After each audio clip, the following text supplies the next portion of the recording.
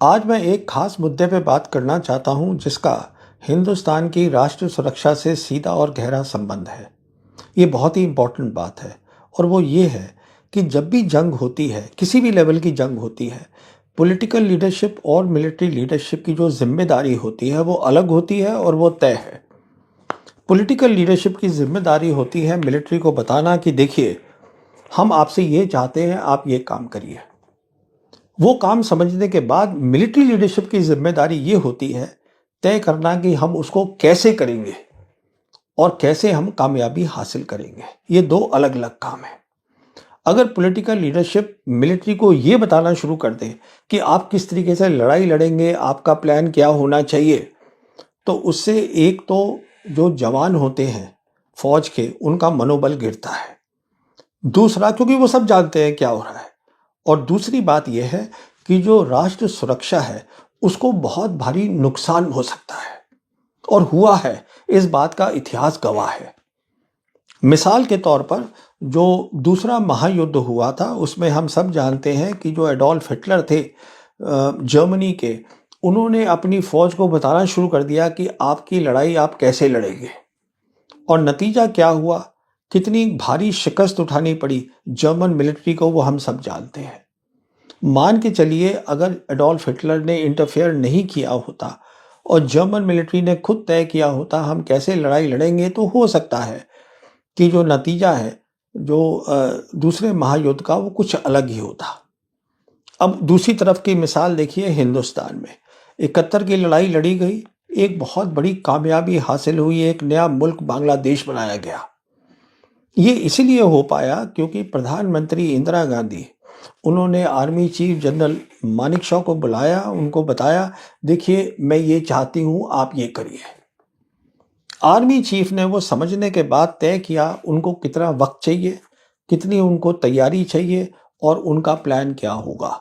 इसमें prime minister का कोई भी रोल नहीं था। होता क्या था कि जब तक जंग चली है 71 की, हर सुबह आर्मी चीफ जाते थे प्रधानमंत्री के दफ्तर में और उनको बता देते थे कि पिछले 24 घंटे में रणभूमि पर, बैटलफील्ड में क्या क्या हुआ है। बस ना प्रधानमंत्री कोई जुमलेबाजी करती थी और ना आर्मी चीफ कोई जुमलेबाजी करते थे। बल्कि मैं तो ये कहूंगा कि जो मिलिट्री लीडर होते हैं उनको तो कभी जुमलेबाजी में पढ़ना ही नहीं चाहिए, क्योंकि वो बहुत नुकसानदायक चीज है। कारण उसका ये है कि जो आम नागरिक होता है देश का, वो जो मिलिट्री के लीडर होते हैं उनकी बात को जंग के ऊपर बहुत सीरियसली, उसको बहुत अहमियत देता है। जहां तक पॉलिटिकल लीडर का ताल्लुक होता है वो सोचता है अरे ये तो लीडर है, जुमलेबाजी कर रहा है तो करता ही रहेगा, इसको सब्जेक्ट आता भी नहीं है। तो ये बहुत ज़रूरी बात है। अभी हम क्या देख रहे हैं कि जब से ये प्रधानमंत्री मोदी की सरकार आई है, चीज़ें बदल गई हैं। अब मैं ये चाहता हूं कि आप ये 2.5 मिनट की क्लिप है, थोड़ी लंबी है, इसको आप जरूर सुनिएगा, उसके बाद हम अपनी बातचीत जारी रखेंगे।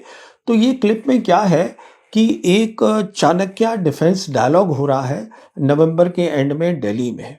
तो ये कर्टन रेजर है, उसके तहत आर्मी चीफ बता रहे हैं ऑपरेशन सिंदूर के बारे में, छोटी की क्या क्या चीजें हुई, तो उसको आप सुनिए। तो आपका असेसमेंट क्या है इसके, जो जो रिजल्ट्स रहे उसका आकलन क्या है ऑप सिंदूर 1.0 अगर मैं कहूँ? 1.0 तो देखिए, मैं तो ये कहना चाहूंगा कि मूवी शुरू भी नहीं हुई थी, सिर्फ एक ट्रेलर दिखाया गया था और ट्रेलर के बाद 88 घंटे में वो ट्रेलर खत्म हो गया था। तो आगे आने वाले हालात कैसे होंगे, ये इसके बारे में हम पूरी तैयारी करके बैठे हुए हैं। और अगर कोई ऐसा हमें मौका देता है पाकिस्तान, तो हम उसको भरपूर एक शिक्षा प्रदान करना चाहेंगे उसको कि कैसे एक जिम्मेवार नेशन को अपने पड़ोसियों से बिहेव करना चाहिए। तो अगर हम एक ऑनगोइंग ऑपरेशन की बात करते हैं तो इंडियन आर्मी उन चैलेंजेस के लिए हमेशा तैयार है। देखिए, जब कोई भी ऑपरेशन होता है उससे कुछ ना कुछ हम शिक्षा ग्रहण कर सकते हैं। तो इस ऑपरेशन में भी हमने कुछ शिक्षा ग्रहण की। जैसे सबसे पहले तो हमने ये लेसन प्राप्त किया कि इसमें सबसे पहले चीज ये है कि जो डिसीजन मेकिंग है या जो आपने निर्णय लेना है उसके लिए समय बहुत कम है, और निर्णय आपको हर लेवल पे लेना पड़ेगा। क्या आप यहां पे निर्णय ले और फिर नीचे पास करें, नहीं हो सकता। तो हर लेवल पे, हर स्तर पे लोगों को समय के हिसाब से तैयारी करनी पड़ेगी और एक्शन लेने पड़ेंगे, कार्रवाई करनी पड़ेगी। दूसरी चीज जो इंटीग्रेशन बोलते हैं, इंटीग्रेशन का ये मतलब है कि चाहे army, navy, air force, CAPF, cyber, space, कोई भी हो, उसका इंटीग्रेशन हम जितना जल्दी करेंगे उतना हम इस लड़ाई को बड़े साझे ढंग से लड़ सकेंगे, क्योंकि आज की लड़ाई जो है वो मल्टी डोमेन है। अगर मैं बोलूं सिर्फ आर्मी अकेले लड़ सकती, नहीं लड़ सकती, हम सबको मिलकर लड़ना पड़ेगा। जो सैटेलाइट है वो बताएगी कि कौन कहां पर बैठा हुआ है, और जो उसी प्रकार से जो हमारे साइबर हैं उसका ये है कि क्या मुझे एक, मान लीजिए एक ड्रोन आ रहा है, तो ड्रोन के लिए क्या मुझे फायर करने की जरूरत है, या मैं उसको इलेक्ट्रोमैग्नेटिक स्पेक्ट्रम या कोई लेजर से किल कर सकता हूं। तो बहुत सारी चीजें हैं जो इतनी आपस में घुल मिल गई हैं कि हमें उसमें साथ में बैठ के सोच विचार करना पड़ेगा। तीसरी चीज ये है कि लड़ाई कितने दिन चलेगी ये आज हम नहीं बता सकते हैं। हमने तो लड़ाई तकरीबन मान लीजिए 88 घंटे में की, कल कोई 4 महीने भी चल सकती, 4 साल चल सकती है। इस चीज को मद्देनजर रखते हुए क्या हमारे पास साजो सामान है उस लड़ाई को लड़ने के लिए, क्या उसके लिए शस्त्र हैं? अगर नहीं है तो उसकी हमें तैयारी करनी पड़ेगी। हमें यह देखना पड़ेगा कि हमें 4 साल की लड़ाई तक के लिए भी तैयारी करके रखनी। तो अब चलिए, इसमें 4 बातें उठाई गई हैं, आर्मी चीफ ने उठाई हैं, तो मैं उसमें थोड़ी सी चर्चा करना चाहूँगा। पहली बात उन्होंने ये कही है कि जो ऑपरेशन सिंदूर था, जो हम जानते हैं 88 घंटे चला, तकरीबन 4 दिन चला, वो कहते हैं ये तो ट्रेलर था, किसी फिल्म का ट्रेलर था। अगर अब पाकिस्तान ने कुछ भी हरकत करी, मतलब कि प्रॉक्सी वॉर अपनी अगर जारी रखी, तो हम जो है पूरे तैयार हैं और हम उसको ऐसा जवाब देंगे कि वो याद रखेगा। तो सवाल ये है कि ये जो ट्रेलर जिसको वो बता रहे हैं, उस ट्रेलर में हुआ क्या, चलिए वही पहले समझ लेते हैं। अब हम इसमें जानते हैं क्या हुआ कि आर्मी चीफ ने ही हमें बताया है कि इस ऑपरेशन का नाम सिंदूर ये प्रधानमंत्री ने खुद दिया था। इसका मतलब प्रधानमंत्री की डायरेक्ट इन्वॉल्वमेंट थी ऑपरेशन के अंदर, जो कभी किसी प्रधानमंत्री ने नहीं की है हिंदुस्तान के। उसके बाद हम जानते हैं कि ये ऑपरेशन इंडिया ने स्टार्ट किया। इंडियन एयरफोर्स ने मिसाइल्स भेजी टेररिस्ट इंफ्रास्ट्रक्चर पर पाकिस्तान के अंदर, और आधे घंटे के अंदर अंदर पॉलिटिकल लीडरशिप ने यह तय कर लिया कि अब हमें लड़ाई आगे नहीं करनी। और ये खुद रक्षा मंत्री राजनाथ सिंह ने पार्लियामेंट में बोला है कि आधे घंटे के अंदर जो है ये हमने, हमारे डीजीएमओ ने उनके डीजीएमओ को कांटेक्ट किया और उसको बताया कि हम ये रोकना चाहते हैं। उन्होंने मना कर दिया, हम नहीं रोकते, क्योंकि कोई भी मिलिट्री वाला जानता है अगर आप मिसाइल दागेंगे किसी की सरहद के अंदर तो वो रिटेलिएट तो करेगा ही, वो क्यों नहीं करेगा। तो ये भी इंटरफेरेंस थी पॉलिटिकल। अच्छा, फिर हमने देखा कि इंडियन एयरफोर्स का इस्तेमाल हुआ है टेररिस्ट इंफ्रास्ट्रक्चर पे। इंडियन एयरफोर्स कभी इस्तेमाल नहीं करनी चाहिए टेररिस्ट इंफ्रास्ट्रक्चर पे, पर मोदी सरकार ने ये 2 बार करी है। ये हमने देखा बालाकोट में हुआ, ये हमने देखा अब सिंदूर में हुआ। हुआ क्या, दोनों बार में जो कमियां होती हैं लड़ाई की, इंडियन एयरफोर्स की हर सर्विस की होती हैं, वो दुश्मन को पता चल गई। सबसे बड़ी कमी ये पता चली कि इंडियन एयरफोर्स इलेक्ट्रॉनिक वॉरफेयर में, जो बहुत इंपॉर्टेंट चीज़ होती है लड़ाई में, उसमें कमज़ोर है। तब भी थी 2019 में, और सिंदूर में भी कमज़ोर पाई गई।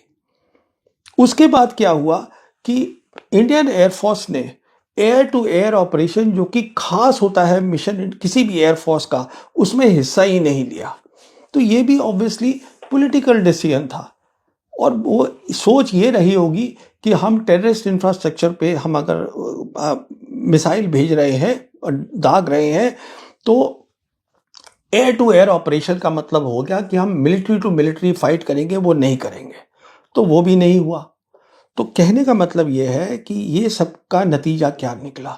नतीजा ये निकला, इंडियन एयरफोर्स ने तो एयर टू एयर ऑपरेशन में शायद हिस्सा लिया ही नहीं, और पाकिस्तान की जो एयरफोर्स है उन्होंने दावा कर दिया, पाकिस्तान ने दावा कर दिया कि हमने 7 फाइटर जेट इंडियन एयरक्राफ्ट के गिरा दिए हैं पहली रात को ही ऑपरेशन सिंदूर के।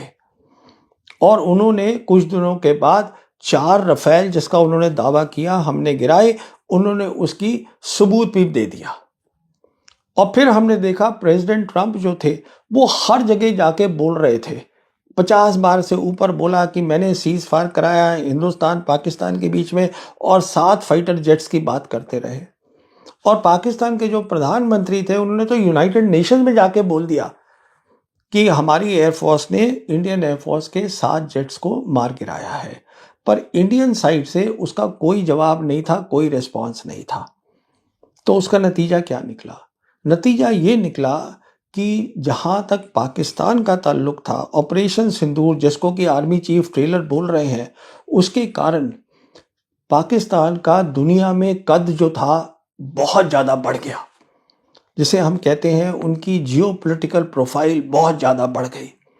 और प्रेसिडेंट ट्रंप ने आर्मी चीफ के उनको पहले बुलाया, उसके साथ लंच किया व्हाइट हाउस में, और पाकिस्तान को एक स्ट्रेटेजिक रोल दे दिया। मतलब स्ट्रेटेजिक रोल होता है अहम रोल, मिडिल ईस्ट के अंदर उसको रोल दे दिया गया। उसके बाद हमने क्या देखा कि अजरबैजान जो है, अजरबैजान, क्योंकि जो नतीजा देखा गया लड़ाई का, जो एयरफोर्स पाकिस्तान एयरफोर्स ने दिखाया करके, उसके बेसिस के ऊपर अब अजरबैजान जो है वो 40 JF-17 एयरक्राफ्ट फाइटर्स ब्लॉक 3 जो कि पाकिस्तान बना रहा है चीन की मदद से पाकिस्तान के अंदर, वो उससे अब खरीदेंगे, ये तय हुआ है।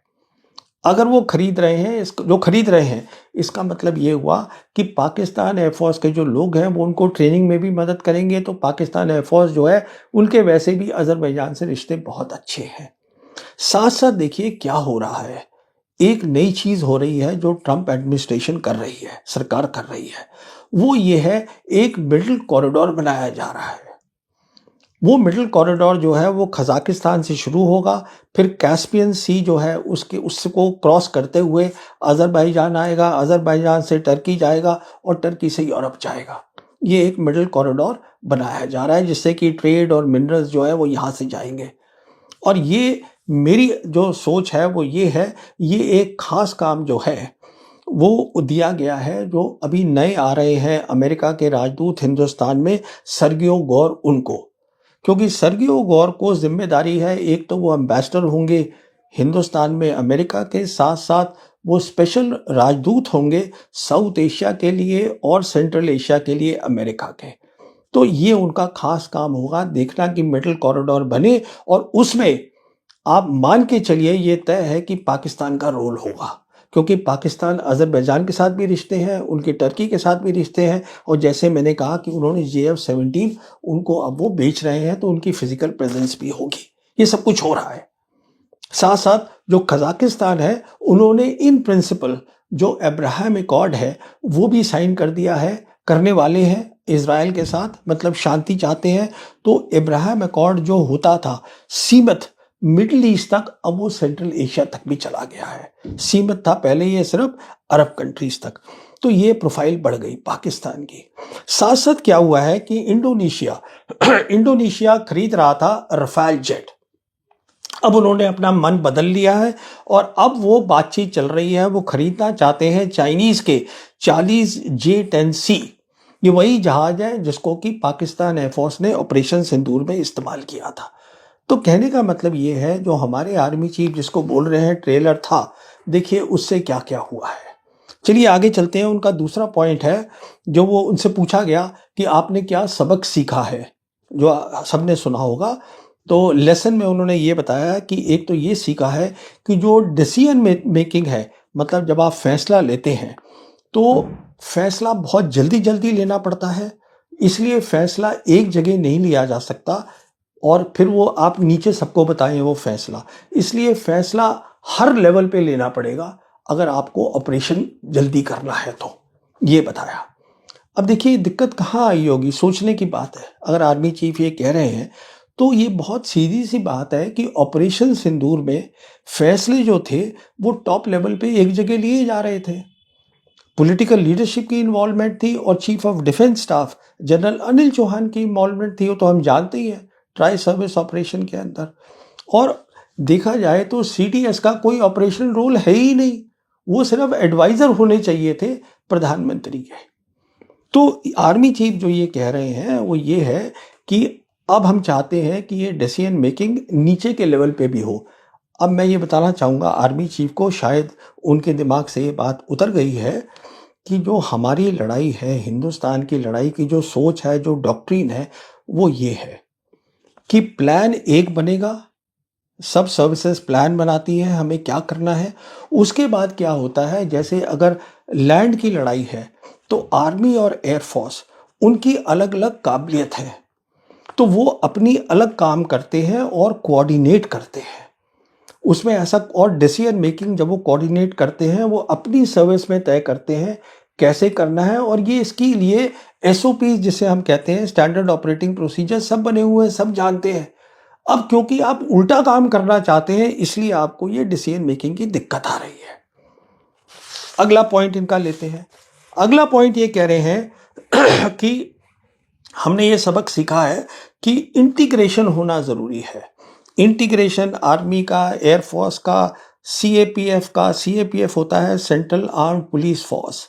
इसमें क्या है, वो सीआरपीएफ आती है, बीएसएफ आती है, ये जितने भी ये पुलिस फोर्सेस हैं होम मिनिस्ट्री के अंडर, ये सब उसमें आती हैं। स्पेस वो कहते हैं, साइबर, ये सब होना चाहिए। इन सबको इकट्ठा रखना है क्योंकि अब वो कह रहे हैं कि इन सबको इंटीग्रेट करके लड़ाई करनी है और इसको वो बोलते हैं मल्टी डोमेन ऑपरेशंस।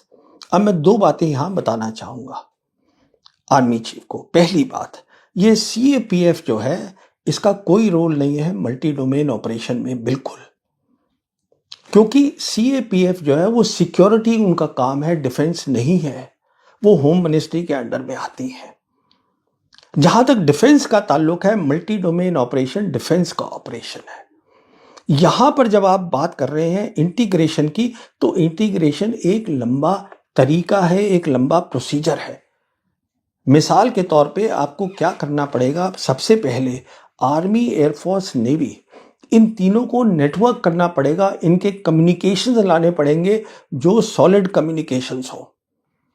वो आपको पहली चीज चाहिए। दूसरी आपको चाहिए कि जो डोमेन्स हैं जैसे कि साइबर, इलेक्ट्रॉनिक वॉरफेयर, स्पेस, इसमें आप काबिलियत बढ़ाइए। काबिलियत दो तरीके से बढ़ेगी। पहले जब आप काबिलियत बढ़ाएंगे उसको हम बोलते हैं फोर्स मल्टीप्लायर। उसका मतलब ये होता है कि जैसे 3 आर्मी, एयरफोर्स, नेवी है, वो उनकी अलग अलग मदद कर रही है, उनके इजाफा कर रही है, इंक्रीज कर रही है उनकी ऑपरेशन की क्षमता को। दूसरा लेवल होता है कि जब ज्यादा ये काबिलियत आ जाती है तो ये आप अपने अलग ही एक डोमेन बन जाती हैं लड़ाई करने की।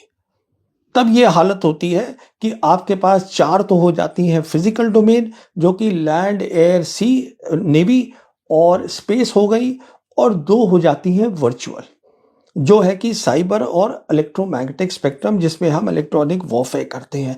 आप उनको फिर नेटवर्क करिए इन 6 को, उसको मल्टी डोमेन ऑपरेशन बोलते हैं। तो जो आज आर्मी चीफ बोल रहे हैं इंटीग्रेशन की, ये मल्टी डोमेन ऑपरेशन लंबा काम है। इसके लिए आपको शांति चाहिए और इसके बाद आप बात करिएगा थिएटराइजेशन की, कि क्या थिएटराइजेशन की जरूरत है, उसकी क्या शेप होगी। तो ये प्रोसीजर है। अब नेक्स्ट देखिए आर्मी चीफ क्या बोल रहे हैं। वो ये कह रहे हैं कि ये जो थी ट्रेलर, ये तो 88 घंटे चला।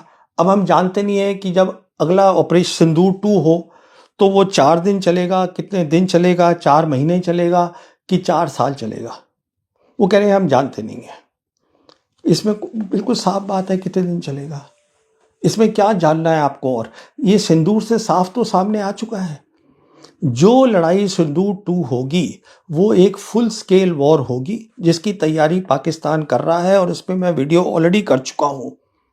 वो 7 या दिन में खत्म हो जाएगी। वो डिसाइसिव वॉर होगी, उस पर फैसला होगा और वो एक बहुत इंटेंस वॉर होगी। इसका मतलब है उसमें जो असला है वो बहुत तेजी से इस्तेमाल होगा।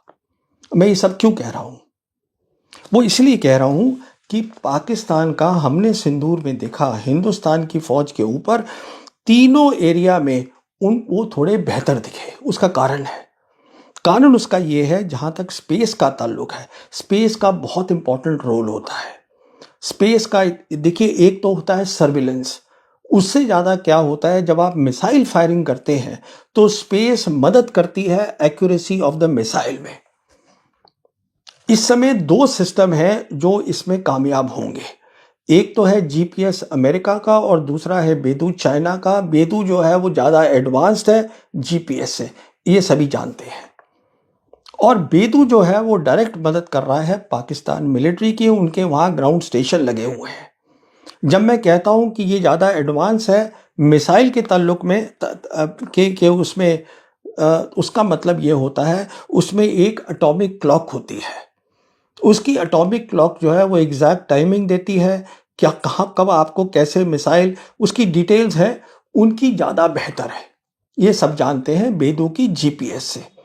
अच्छा, हमारी डिपेंडेंसी जो है वो जीपीएस के ऊपर है मिसाइल फायर करने की।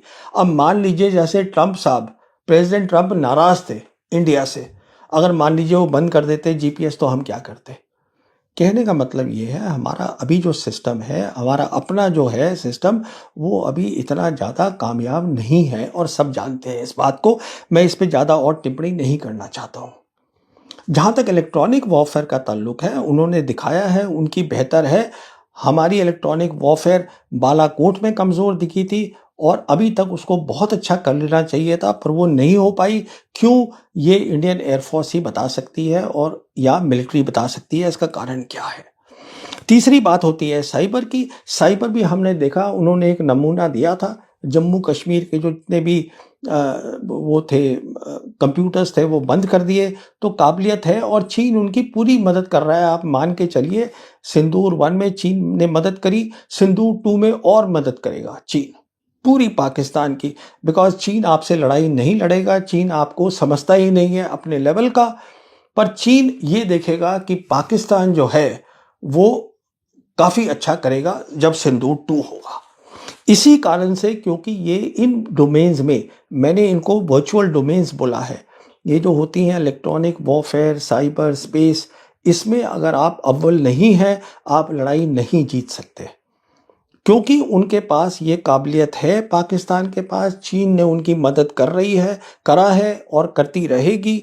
तो अब वो जो लड़ाई लड़ेंगे अगली जो होगी फुल स्केल, वो होगी जिसको मैं बोलता हूँ एक अलग अंदाज में, जिसको ऑपरेशनल लेवल ऑफ वॉर बोलते हैं।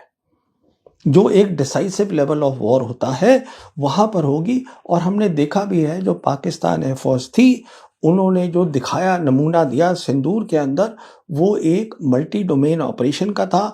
मतलब बीवीआर, आप बियॉन्ड विजुअल रेंज, मतलब आप 143 किलोमीटर से आप फायर कर रहे हैं मिसाइल को। आप डॉग फाइट नहीं कर रहे हैं कि आप मतलब एक हवाई जहाज की दूसरे से लड़ाई हो रही है और दोनों पायलट एक दूसरे को दिख सकते हैं, नहीं, ये एक अलग लड़ाई है। उसी तरीके से उन्होंने सिंदूर के बाद जो है उन्होंने अब एक नई रॉकेट फोर्स खड़ी कर ली है पाकिस्तान आर्मी के अंडर, और इस पर मैं काफ़ी वीडियो कर चुका हूँ।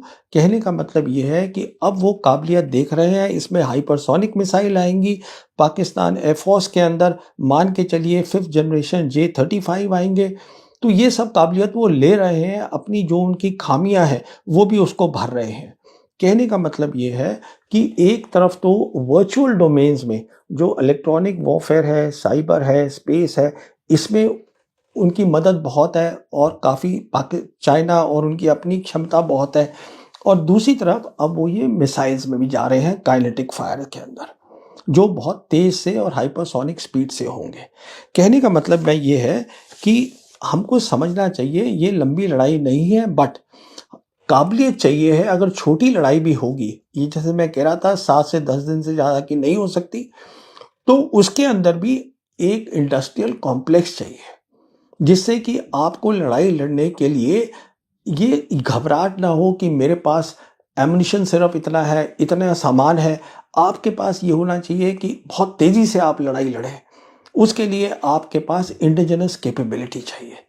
कहने का मतलब ये है, आर्मी चीफ को सुनने के बाद कोई भी आदमी जो इन बातों को समझता है वो समझ गया होगा कि ये जुमलेबाजी थी। अभी हिंदुस्तान की फौज को तैयारी की ज़रूरत है अगली लड़ाई के लिए।